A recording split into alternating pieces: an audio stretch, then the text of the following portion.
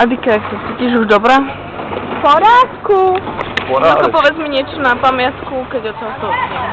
Niečo milé? Áno. Je to milé. Bilo! Ja Niečo si to budem púšťať potom v autobuse, keď budem plakať.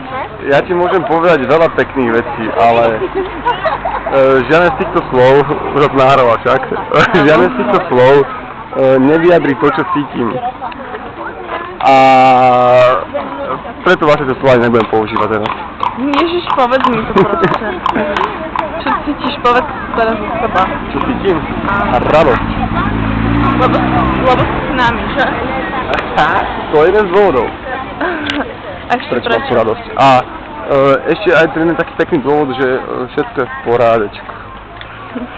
To som rád. Dobre. A ešte niečo na rozlúčku.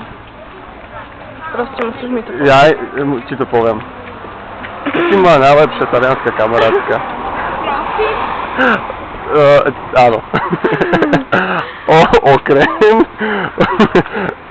Vieš čo, vypni to. Nie. To potom bude... Musím... Si opitý, si opitý. Áno. Dávaš do svojich vlastných slov. Pavučín. Áno, vlastne pavučín, lebo ja som Spider-Man.